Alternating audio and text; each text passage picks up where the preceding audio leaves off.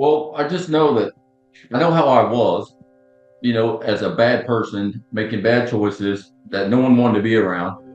And I just know this. I don't never want to be that person again. And I see this. I see these people, these other sales reps that are starting off. Hey, they may not have any confidence. And for me, for God to what He did in my life to change, get me out of drugs and alcohol and put the right people. So what I say is only takes one person to believe in you. Sometimes that's what it takes for a person. And if I can be that person that they need to believe in them, I'm going to believe in them because that's what it takes. Is when you get turned down, turned down, turned down. You're starting out in sales. You got a family. You're young, and you're trying to make a living. You get paid once a month. You've got to work the hours. I mean, it's not an 8 to 5 job.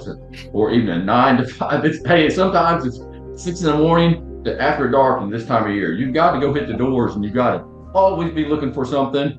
And don't look at it like you're selling something. Look at it like consulting, and you're providing a service to help people. This is the story of how Nate sold almost $1 million in a single month. He's going to share with you the one breakthrough he had on how he approaches the sales process that took him from a struggling sales rep just a few months ago, battling the objection and failing, hearing you're too expensive or the other guy can do it cheaper, to now becoming not only a leader in his company, but in my opinion, a leader in the industry. Now, Nate's story is incredibly inspiring. He had a dark past and did things he wasn't proud of. He had to rebuild his entire life, and fortunately, someone believed in him and gave him a shot. But Nate is probably the most humble salesperson that you're ever going to hear from. He's not here to brag about the kind of sales he made. And the number, by the way, whether it was a 700,000 in contracted sales that he collected or the 938 that were contracted but didn't have a deposit. That's why you'll hear in the interview that he said there was a little discrepancy on the numbers.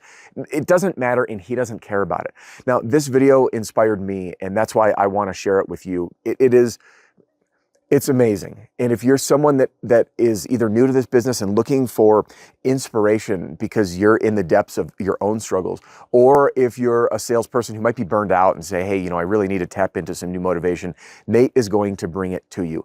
So I'm so excited to bring this interview to you. Please share it with your team. And again, welcome back. Adam Bensman here. And if you're new, everything I do on my channel is designed to help you and your team outsell, outgrow, and outcompete the rest so we can stomp the scum out. And Nate is a perfect example of the type of person who is united with us around that mission. Now let's get started.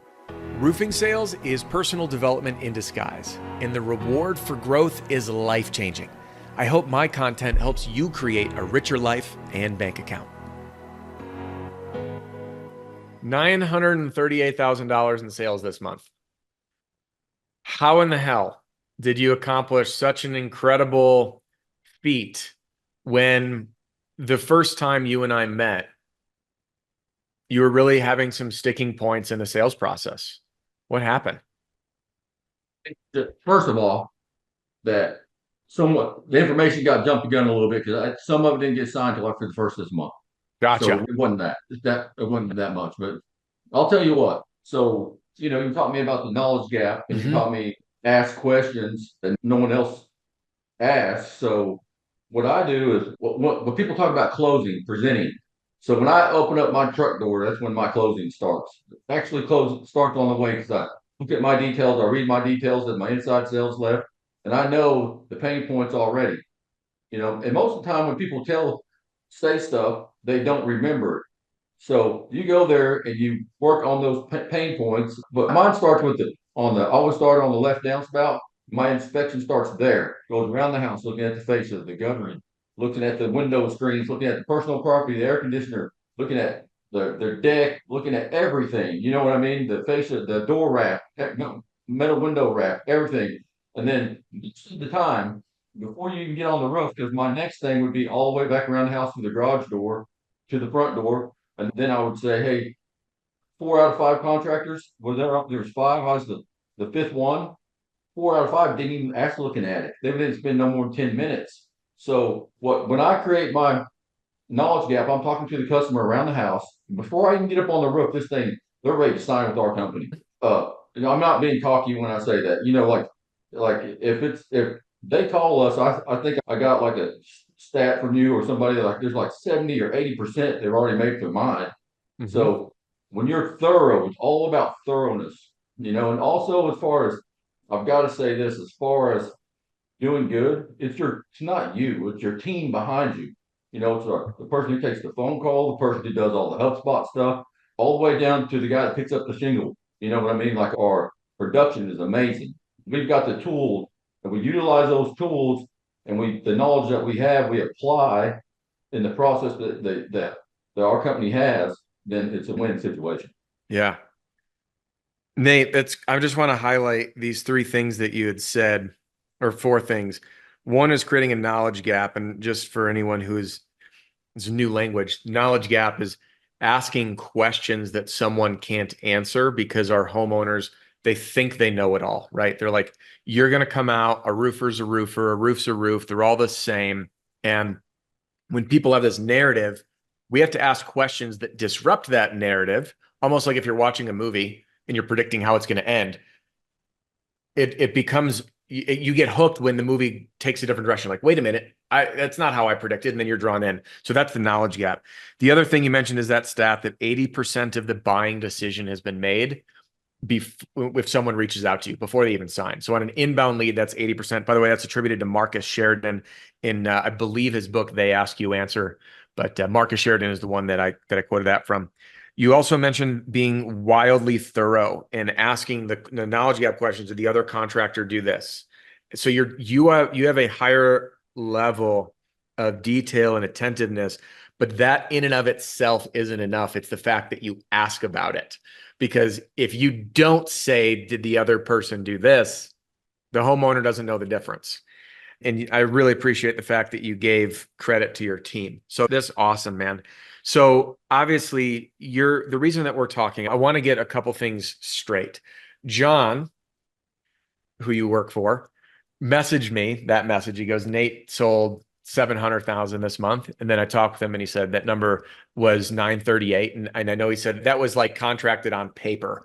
Do you know what the total was? Sounds like it was somewhere between 700 and 938, depending on if you Well, qualify. it's going to be this month and last month. It's going to be up there, and nine something probably. I mean, for sure. It's just how the process go, people signing and all Yep. that. But yeah, I've got it. Yeah. It's going to be good. And I'm not here to brag Yeah. about numbers. And I'm here to brag about processes and our team and you. And absolutely. I mean, And the Reform Alliance is a big part of my everyday thing, and our team. You know what I mean? yeah. The Royal Working from Kansas City we merged with is part of our team. hmm It's all And about team.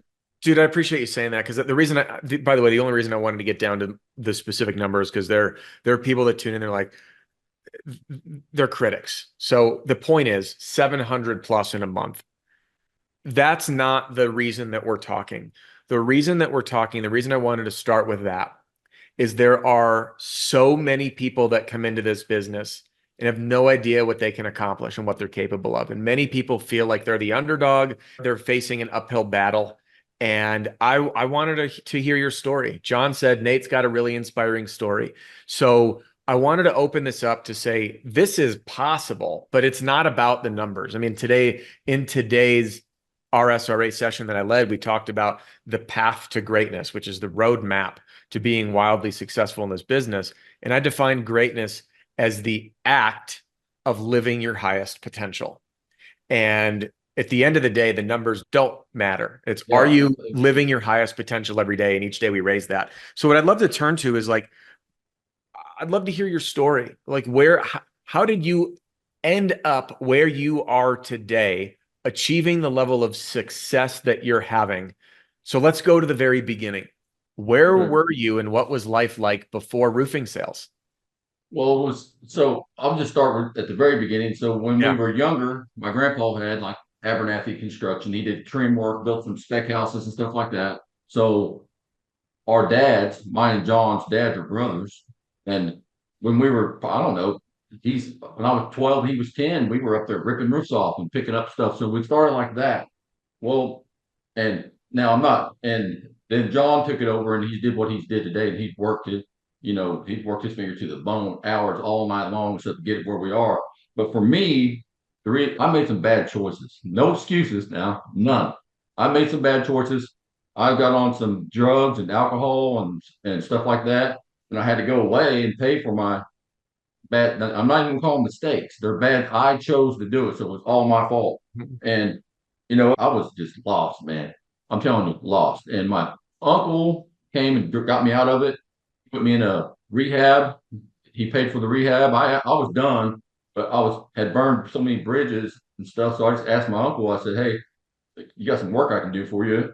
Pay for this." And he came. He said, "Look, I'm just going to take you," and he did.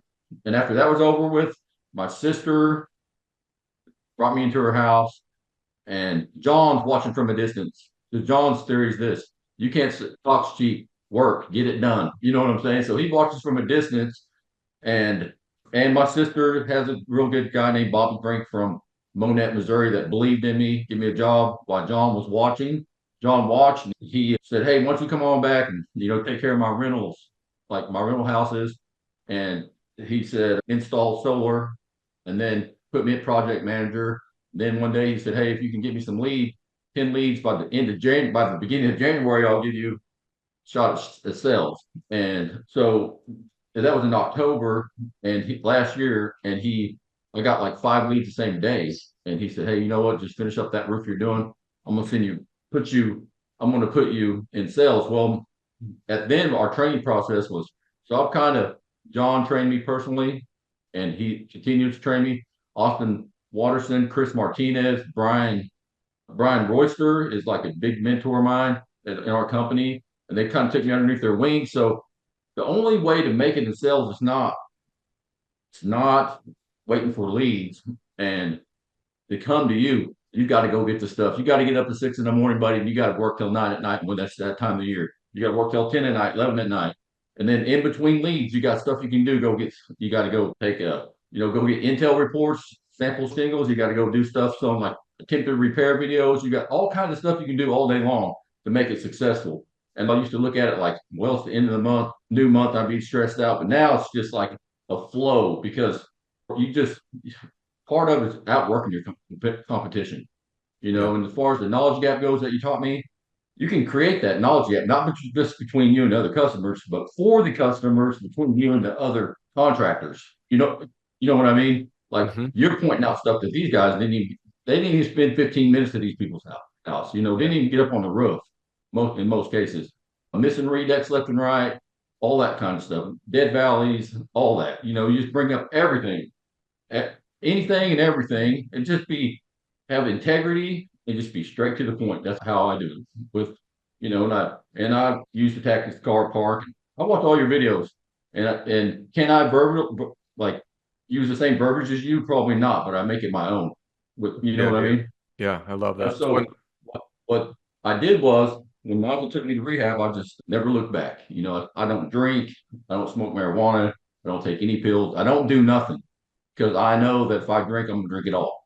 You know what I mean? Everything around, and it's just not no good. So all I want to do is just work hard and be blessed enough by God, which He already blessed me, the people around me, and give me the strength to go through what I'm going through, and to be able to financially be able to help other people. Help yeah, like I train everybody or involved in training. So when it's their time, I take winners. You got to be a team player. You take stuff that they put in your pipeline that are winners, and you just put it in the new guy's pipeline because when they sign something, the confidence level goes up.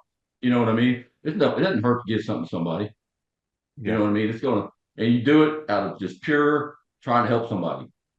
Because I know how it is. The first couple of months with me was rough, and you know it was because we had that video. Yeah. Nate, I got a couple questions for you on what you hit on. And I have talked to a lot of sales reps who have a similar background as yours. Addiction, drugs, alcohol. Many were incarcerated.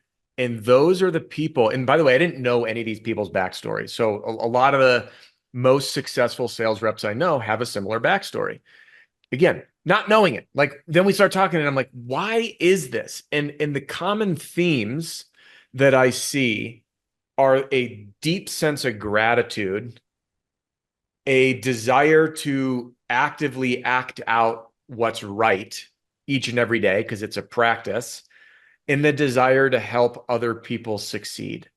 And I'm curious with your perspective, like with where you were to where you are now, how do you feel like your background influences how you bring yourself to your career today? Well, I just know that I know how I was, as a bad person, making bad choices that no one wanted to be around. And I just know this, I don't never want to be that person again. You know what I Mhm. mean? And I see this, I see that if these people, these other sales reps are starting off, hey, they may not have any confidence. And for me to turn my life from the drug, for God to what he did in my life to change, get me out of the drugs and alcohol and put the right people. I mean, my uncle and John and my sister and Bobby and all these people, God put them in my life to save me. So what I say is only takes one person to believe in you. Sometimes that's what it takes for a person. One person believes in them, they're ready to give up, and if I can be that person that they need to believe in them, I'm going to believe in them, and I'm going to push them up, push them on up the ladder so they can get confidence because that's what it takes. Is me, you're down, you're starting out in sales, you got a family, you're young, and you're trying to make a living. You get paid once a month, and you're working. You've got to work the hours. I mean, it's not an 8 to 5 job. Or even a 9 to 5. It's hey, sometimes it's 6 in the morning to after dark and this time of year. You've got to go hit the doors, and you've got to always be looking for something and don't look at it like you're selling something. Look at it like consulting and you're providing a service to help people. Yeah. Because there's so many people out there I've gone to and they have a receipt stuck on the wall and it says 13 squares. This is much money. Mhm. Don't even have nothing about drip edge or new felt or nothing on there. You know what I mean? And then they paid them half and people disappeared. You're providing a service and you're providing a contract that holds you just as liable as it does them, to pay you when you're done. So, and you got all the tools provided to you. So let's just work hard and use them in the way that we're supposed to. Yeah. I don't never want to be that person again. So, and I'm not going to be, so Yeah. I'm not afraid to share my story with anybody. Yeah. Am I bragging about it? No. Am I ashamed of it? Yes. Am I thankful for where I am now? Oh, more than anything. And I know it's not just me. It's Yeah. God and who he put in my life. Yeah. So you'd mentioned that you're not there selling anything, and I really like when you said you're acting as a consultant. Sabri Subi, he wrote this book called Sell Like Crazy. And what the quote that I'm going to pull from him, I believe it was him in this book, I'm 99% sure, is he says, sell like a doctor.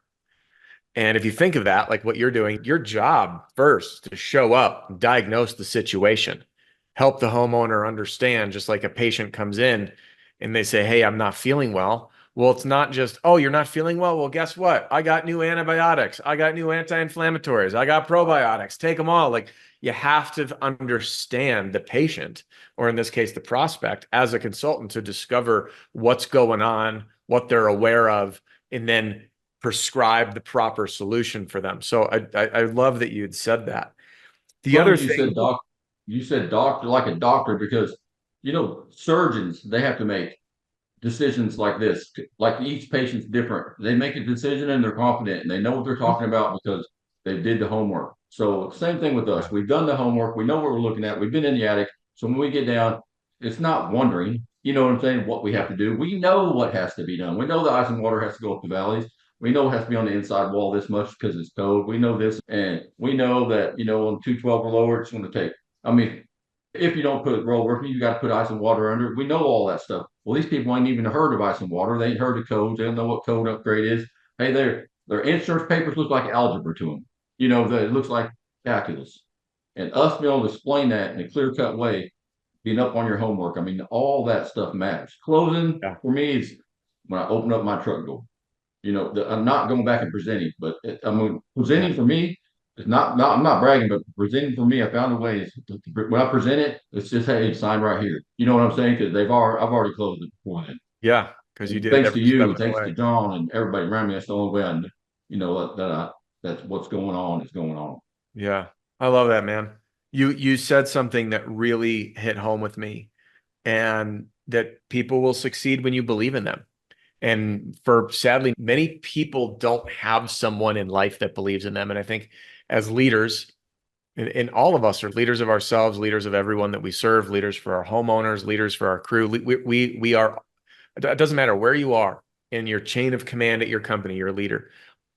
Who was the first person that believed in you that helped you set on this path of believing in yourself?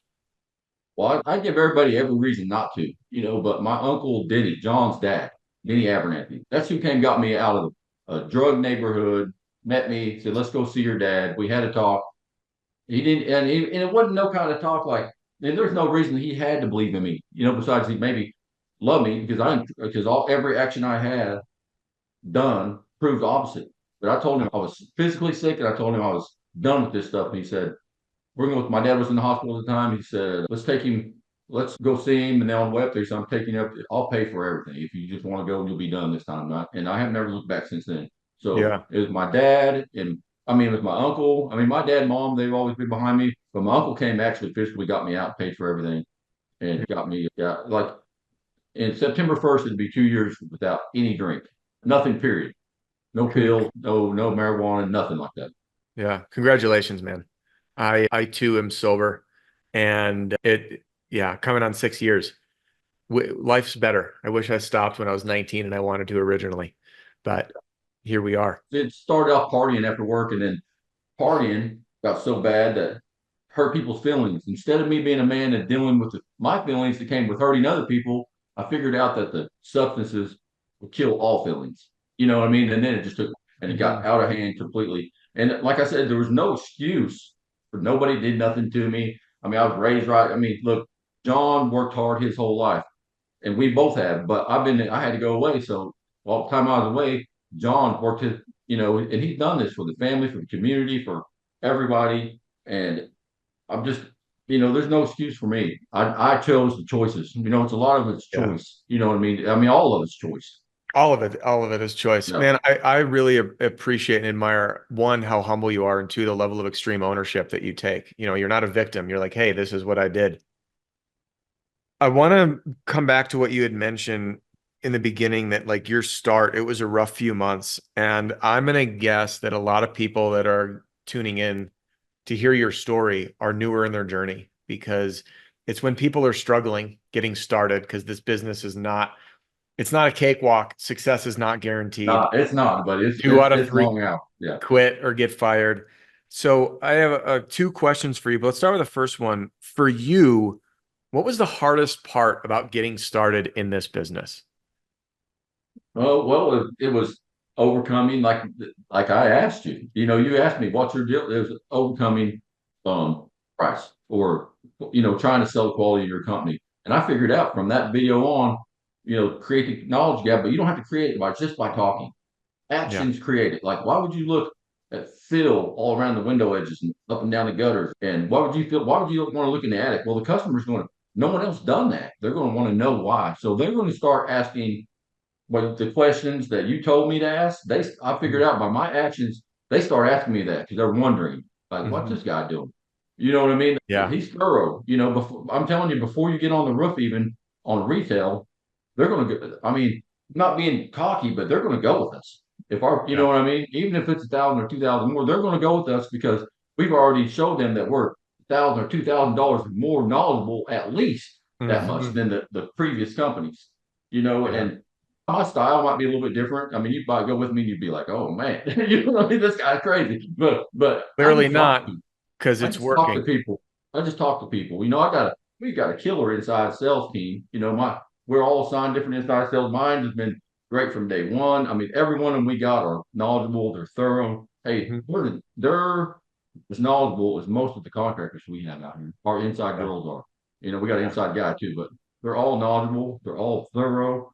Our Yeah. team, yeah, does the team, was it rough switching over CRMs and all that stuff and merging with the Royal out of Kansas City? Yeah, it was rough. And did I understand everything? No, but sometimes you just got to say, yes, sir, I'll do it. And even if you don't understand it, until you do understand it, because Yeah. there's a reason why they're above you. People are above you. You got to place them in your life, and that's because it's for you to learn from and to grow from and Yeah. grow from mistakes. A lot of people misread that. I mean, I quoted a couple jobs the other day, 5 different on a college campus. Well, there's like 8 of us quoted them, and we were $2,000 higher. But the reason was because I'm the only one that got up on the roof, found a reed deck on one of the buildings. Hmm. And I didn't get the job because it was like in front of a board, and the board was like, didn't understand redeck. I didn't get to go present. So I've learned from that. I should have put it on the contract a different way. You know what I mean? I've learned from that. Like, this is my price, but this is what's going to be if we have to find a redeck. I should have did that. I would have won. But you learn from every single thing in life. Yeah. It's only a mistake if you don't learn from it. That's my Yeah, that's right. Yeah. That's my view. So, Nate, what kind of advice would you give if you were to mentor a brand new person that you were taking under your wing? What advice would you give them to be successful in this business so they don't turn into the statistic of the 2 out of 3 that don't make it? Well, for one, I would say don't be thorough, don't be lazy, and like somebody sells, we don't got set hours. Don't take advantage of that. Don't take advantage of that. Get up early, get started, be at the office first, get your stuff done, and don't, just be thorough. And at the end of every day, I don't have any quotes left to do for tomorrow. I make sure of that, so I don't want it because it can snowpile, and then help others. Use it all you get. And I believe in the push-pull method like this. Push somebody up in front of you, pull somebody behind you, and then you always got somebody pulling and pushing for you all the way through your journey and your business. You know what I mean? Yeah. I don't. Do I want to? Do I want to win every time in our company? No, I want these young guys to beat me. I want them all fired up I want these guys to be successful. And my goal is, I tell John all the time, not to be rich. My goal is to be the best at what I do in the United States. Will I be that good? Who knows? But if I fall short of it, then fine. I'm still going to be good. I'm still going to try. Still going to work Yeah. hard every day. That's Yeah. and then just provide a service. Look at it as providing the service and have a consultant mind, not the sales mind, but the consultant attitude. I'm here to help you, consult you. Even if you don't go with us, this is the stuff you need to know. Mm-hmm. You know what I mean? And then that really takes their defense down when you say that. I don't, you can go with whoever you want, but make sure that they bring this up or that up, and you know Yeah. what I mean? Whatever. Yeah. What you just mentioned there about being a consultant and just trying to be the best you can in the industry, the best in the country or best in the world at this. Simon Sinek, his book, The Infinite Game, he talks about what he calls the just cause. So some people have like a goal, I'm going to achieve this. And he challenges people to have a just cause, which is a mission that you're never going to be able to fulfill or may not ever be able to fulfill. And I love when you're like, I will be the absolute best person out there. And I love that right after you said, but it doesn't matter if I achieve it because it's the journey of getting there, of trying your best and doing. Yeah, that's what it's about. Yeah, Trying to be the absolutely. best. Yeah. Trying to make the people around you the best. Mm-hmm. Like encouraging them to hey, here I am. Here's the number one guys. Here's who's in place in our company. I want you to beat them. You know what I mean? I want you to take care of your family. I want you to not, to have stuff in your pipeline that's going to last you all winter. I want you to be a winner. Yeah. Not just, it's not about me. It's No, about our company. It's about our company. I want to mirror something back to you that you said because you may be aware of this. Many people don't understand the power of what you just said, and it was probably overlooked. When you mentioned that your goal is to be a consultant, whether they work with you or not, this is something that I teach. I say, hey, my mission and purpose is to show you understand you and your roof, show your options, help you make a decision, even if it's not with me. But the difference is actually meaning it. Because when you actually mean it like you do, one, you are detached from the outcome, which alleviates all pressure from a homeowner. Two, you serve from a servant's heart. So you're just doing what's right for the sake of doing what's right, not for an end goal or purpose. And three, when you're detached from the outcome and you just say, hey, I'm just here to do the best job, do whatever the hell you want, in your heart of heart that you're the best and Abernathy's the best for them to choose. And that level of detachment, people that feel that way close the most compared to those that want the sale. And I know that you're a humble guy, and I really admire that.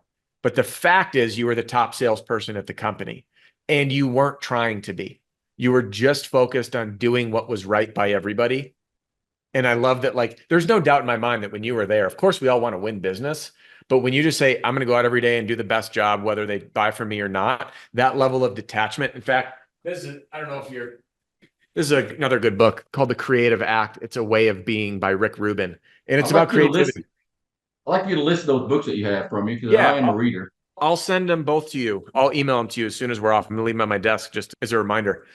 But those, what Rick Rubin talks about in his book, which I really like with creativity, is that we need to create our best work every day, regardless of the external validation, regardless of the Yeah. outcome. And when we just focus on the process, the people that are the highest performers do that. So I just wanted to reiterate that message, one, for everybody tuning into your story, and two, to help you realize, like, man, even though that came off like nothing, you're like, no, I just do the best I can. It doesn't matter who they work with. That is like your secret sauce. Keep doing that because it is wildly powerful. Yeah, and each time you get a chance, whether you sell it or not, if you have a goal to be the best, hey, that's just like taking reps in football practice. You know what I mean? You're getting better, you're getting better, you're getting but like I want my job to like we do gutters and we do siding, we do roofs, like an insurance scope. You know what I mean? You've read, Yeah. I'm sure, 100 times. But each one I do, I'm trying to figure out a way to make my next one cleaner, better for the company because a win for the production for the company is a win for you automatic. You know what I mean? And I've seen somebody commented on the last video you did something about I've been trying this, and it's just not working. Or sometimes you go out there and you look at these videos and you go out there and you try to be Adam Benjamin and the way see I can't talk like you. If I could talk like you, buddy, I'd be best in the United States already. I'm a stutterer. You know what I'm saying? But what I'm saying, I mean, you talk, but you walk it. I didn't mean like this. You walk it. I watch it. And I look up to you too. But if you don't try this or try that, make it your own. Take the Exactly. points out of it and spin it. And don't try to change the person you are. Be the Correct. person you are, but use the facts out of the videos that Yeah. the procedures, the facts, all that stuff out of the videos and put them to work for you. Put them to work for you. Talk to people like they have Texas Longhorns that on. Start talking football to them, and just get down to business and just be that's what people like nowadays. They don't want to use Yeah. cars and they want a salesman. They want someone that's just going to be clear cut and that and we can give our quotes to you right before I leave in your living room. That's Yeah. how the tools that we have. And that's what Yeah. people like. Nate, I wish the video, which we're going to link to in a second, of you and I talking, if you were to watch that now, you would see a different person on camera that is sitting here right now today. Your confidence, your tone of voice, you have, again, like a doctor, a commanding authority because you know your shit. And you know it because you practice it and you walk it every day. And there's a saying that competence breeds confidence. When we know what we're doing, we become confident. Yeah. And it's interesting because then someone says, well, what comes first? And there's no cheat code. Do it. Practice, learn, Good. study, You go off apply. somebody's house and you go like, and you're looking at their roof like this. You go Yeah. like, well, next. I love it. You go there with confidence. You know what you're looking at. You know what I Yeah. mean? Yeah. On the personal side, do you recognize the person that you are? Like, looking back with who Nate is right now in this I moment. watched that video the other day and I was like, I remember that. And I don't remember things good. And but I'm telling you, if it wasn't for God in my life first, and then for like John and you and Austin, like I said, Chris Martinez is like, with my best buddy, he run me underneath his wing. Brian Royster, if it wasn't for people like you that pushed me to be better and to study, I don't know where, and the money in my pocket, not what makes me like this. I don't care. I'll give it all away. What I'm Yeah. saying is I really do want to be one day sit here and be the best that there is, Yeah. or, I'm not, and not just so I can say I'm the best. I just want to be able to do a good job every single time. Yeah. Do I still make mistakes? Yes, but I learn from them. And that's what I got around me. People that don't shoot you down for making a mistake, they help you learn from them. Yeah. Yeah. How do you, I really appreciate this because this is also a common theme. I have another interview with an RSRA member coming very soon who has a similar backstory and a similar current story. Very successful in the most important thing. He's a skydive instructor. And the first thing he does, and he pays for it, he brings the new hires that are on his team, he's a team leader, skydiving, and he pays for it. And it costs him, I don't know if you know this, skydiving is not cheap. And he does Oh yeah, this it's not to a cheap. lot of people. He doesn't care about the money, but he wants to believe in people. He wants to help them conquer their fears. So this idea, like when you said, I'll give away the money, how do you define success? In the people around you, are the people, I define success in how our team is doing. Not, if I looked at just me, grabbed everything up myself, uh, what's that going to do for the team? It's the company, it's the team, it's the people around you. It's if you can, even through hard times, you keep a smile on your face, and know, hey, we're going to get through this. We're going to get you, or the new guys that John has me training. And, Chris is our outside sales manager. I'm what John calls leader, team leader, or, whatever. I don't care about titles either. I don't care. I told him, I said, I'm on the title, I'll just do what I do. I'll do Yeah. what you want me to do. So, the new guys coming in, they're a little bit lost and they're nervous because they're on a training pay for so long and then straight over to commissions, buddy. So Yeah. I know how that is that what I like to do, and Chris does too, and is, you know, so much stuff comes in. If you got a whole pipeline already, you see, oh, well, this is for sure gone. Then just load their before they go over to commission base, you will help load them up with Mm. some wins. Some they're going to have to work for, some are some for sure wins, but success is people around you, the attitudes of the people around you every day, and your company. You know what I mean? Yeah. That's success Yeah. for me, not just me individually. Yeah. I don't want that. I want our company. I want Abernathy and Royal to be known across the United States. For doing it, not for being big, but if we're doing the most thorough job to get it done. And you got a great team and great leaders who believe in their people and what they're doing. Nate, I'd love to end on this note. If you could give yourself advice from when you first got started, knowing what you know now, what would you tell yourself about the future? Just don't get arrogant. Always help people. You know what I mean? Always help people. Look for a person and help them. Even if they don't ask for it, help them. If you, with the attitude of doing it and not, like if I do something for you and I think in my head, well, I'm doing do it because I know I'll get this later on. Well, I never did anything anyway to Mm-hmm. begin with. If I have that, if I think Yeah. I'm helping Adam because I know he'll give me this later, then you didn't do nothing. But if you just do it and Yeah. forget about it and know that it's going to be, it's just something to do. It don't cost nothing to be Yeah. nice. Yeah. I would just don't get arrogant, don't get cocky. Always be a team player, and hey, get up early in the morning, work hard. Yeah. Nate, thank Yeah, you, man. I really yeah. appreciate you being here and sharing your story. Yeah, I appreciate you too, man. I appreciate it. Yeah, thank you. And Hope you jump keep in into contact with me. Send me them books for I'm going to right after this, and I want everyone watching to jump right into this next video with Nate because you're going to see a different person and the transformation that occurred from what Nate was struggling with, which is probably something you are, and how creating a knowledge gap can help overcome the biggest objection, which is price, saying you're too expensive, and you'll be able to achieve success like Nate has.